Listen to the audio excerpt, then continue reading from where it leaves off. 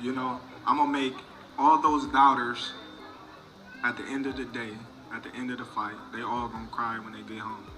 You know, and I meant that. I meant that. Listen, however they rate me, it doesn't matter. At the end of the day, we got to fight, and I'm going to win the fight. As simple as that.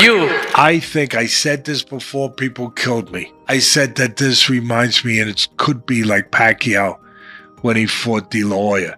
So, at the end of the day, looking forward, off of the last fight with Canelo, I like Crawford every bit as much as I did before. You know, I'm going to make all those daughters at the end of the day, at the end of the fight, they all going to cry when they get home, you know, and I meant that.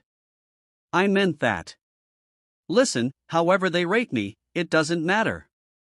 At the end of the day, we got to fight and I'm going to win the fight.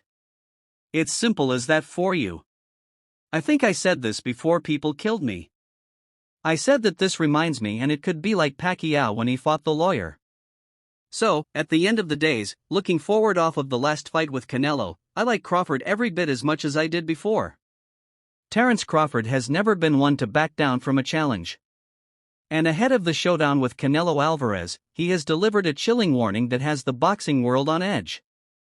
Known for his ruthless precision and unshakable confidence, Crawford sent a final message to Canelo that made it clear he's not just stepping into the ring for glory. And he's coming to dismantle the Mexican superstar's legacy. Listen, however they rate me, it doesn't matter. At the end of the day, we got to fight and I'm going to win the fight. As simple as that. Can I ask you about if there's any rematch clause with this fight with Canelo? No, it's not. Is that something you push for? No, I didn't. And there's any weight restrictions to the fight at all? No, it's not.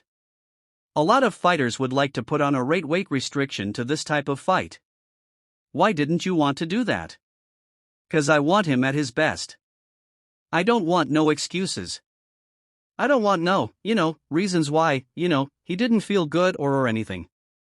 I want him at his best.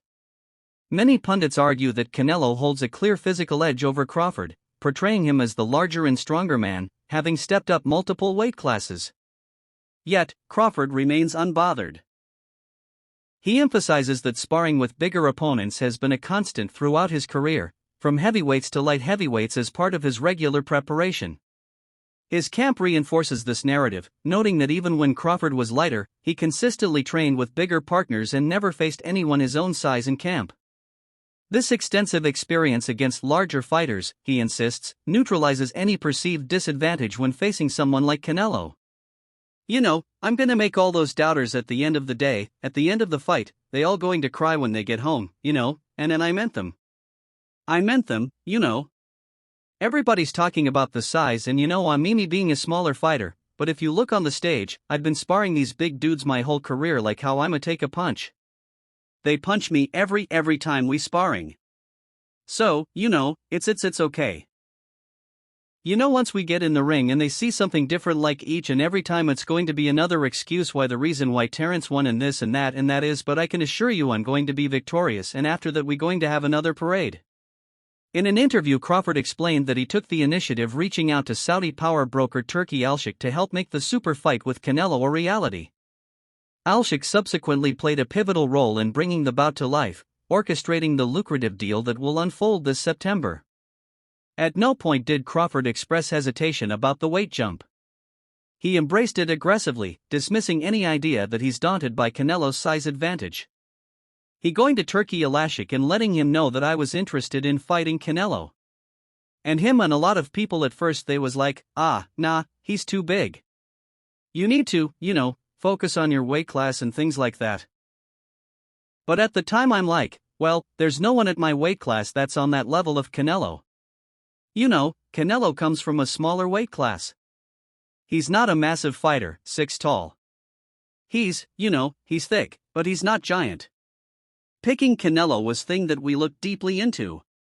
Crawford consistently emphasizes that he never takes any opponent lightly, regardless of their name or reputation. He insists that every fight demands 100% preparation, explaining that he never underestimates anyone and refuses to be careless in the ring. The same unrelenting focus applies. This approach will carry into his bout with Canelo Alvarez. Nothing about his routine changes by treating each match as the biggest of his career. Crawford maintains razor-sharp discipline, preparing with unmatched attention to detail, conditioning, and strategy. The hallmarks of one of boxing's most technically gifted fighters. End of the day, when you look at Spence, that was my biggest challenge. When you look at Postal, that was my biggest challenge. When you look at Mimov, that was one of my big challenges because I was moving up in weight and given the circumstances that, his background, amateur background, and things like that, Gambo was my biggest. They all big challenges in their own right. Have you put on a lot of weight or muscle? Like, how is it in that department? Because I know a lot of people have said like, hey, you're fighting a big guy 168 who's used to fighting guys that are bigger than him. It might be smart to put on a little bit more like mass. It comes natural with working out. Yeah. Like I said before, the only thing about this camp different than any other camp is I don't got to cut muscle. I don't got to, watch what I do in strength condition. I can, go fully all out, and just do what I need to do to get stronger.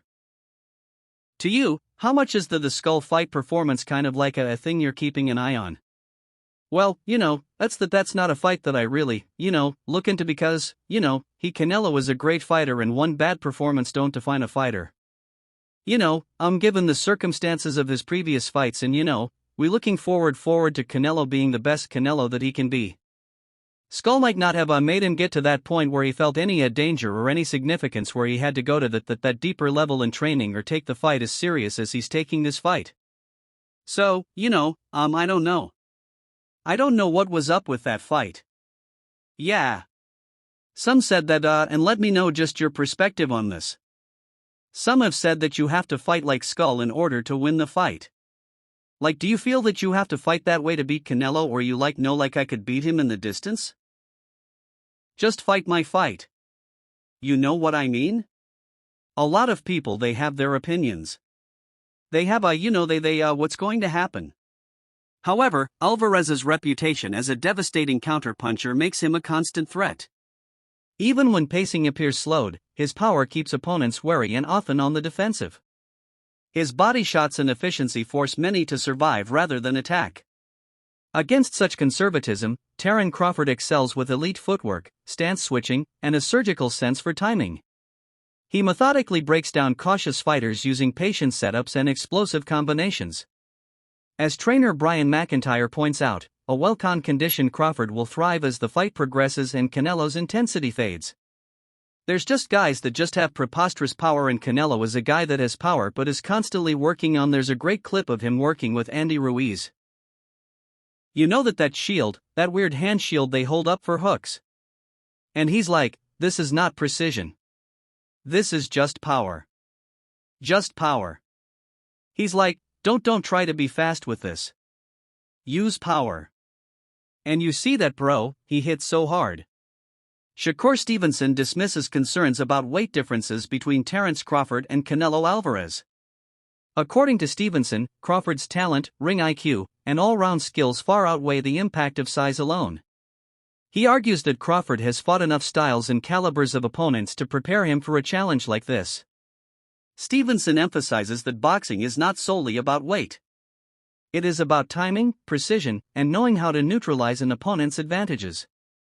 In his eyes, Crawford has proven time and time again that he can adapt to any circumstance. For Stevenson, the outcome rests more on execution and strategy rather than physical size. And he firmly believes Crawford is capable of beating Canelo. I feel like Bug could beat him easy. What are your thoughts on Terence Crawford? Canelo Alvarez. Terence going up another 2 weight classes. Just got to 54. He's skipping 60. Going straight to 68. Talking about what's going on. I feel like once he beat Canelo, that will be like one of the greatest resumes in boxing ever, just because of the fact that he's going up 2 divisions just to fight this guy and this guy is bigger than him. And not only did you just crush Errol Spence, but you go out there and just in the way that he beats Canelo, too. If he go out there and just dominate and make it an easy fight, honestly, I think that's gonna be like one of the best resumes I ever seen. But far as the fight, I feel like Bug could be beat him easy. How though? Don't give me everything. Just how is it? For me, it's a blueprint already. Floyd was a lot smaller than Canelo when he fought him. You keep Canelo on the outside. I ain't going to even say too much, but you keep him on the outside and make it easy. Even though stepping up to face a bigger opponent presents real challenges, Crawford's recent preparation shows he's not gaining size just for appearing's sake. As Olympic bronze medalist Omari Jones notes, Crawford has made the extra weight meaningful, enhancing his body through focused training.